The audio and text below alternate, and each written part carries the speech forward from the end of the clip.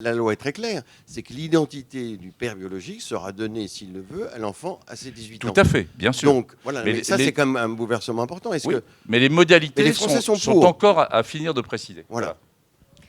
Oui, j'ai été, assez épatée, subjuguée par cette disposition.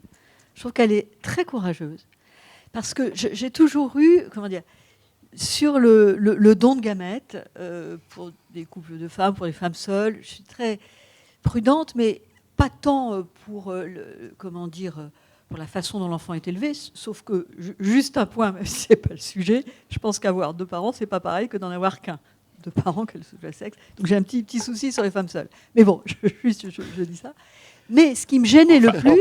En passant, ce n'est pas rien. Qu'est-ce que vous voulez dire par là? Je pense que d'avoir 2 en face, c'est pas pareil que d'avoir un seul. Même s'il y a 20% de familles monoparentales, mais c'est un autre sujet. Comme ça, il n'y a pas de bagarre. Mais donc, ce qui me gênait, moi, dans le don de gamètes, c'est qu'effectivement, on est resté, laissé cause, on était dans l'anonymat et le secret de la conception. Et évidemment, avec les évolutions de la société, le secret explose. Et donc ça pose, les enfants qui ne sont pas informés, donc on va avoir, un certain nombre d'entre eux vont avoir besoin d'avoir accès à leurs origines. Et je voudrais rappeler, je cite cette début de l'enracinement de Simone Veil, qui dit que l'accès aux origines est sûrement le besoin le plus profond et le plus méconnu de l'âme humaine. Et j'entends ça.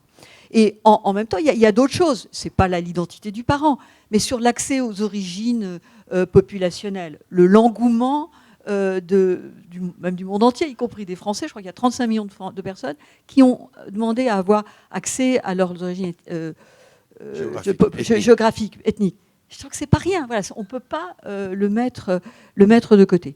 Et donc, je trouve que le fait que l'enfant adulte, devenu adulte, ait la possibilité d'avoir accès à l'identité du donneur, je trouve que c'est très courageux. C'est pas mal. L'anonymat n'est pas préservé. À ce moment-là, l'anonymat est rompu. La mère ne saura pas qui a donné les gamètes, mais l'enfant pourra le savoir. Un anonymat double détente.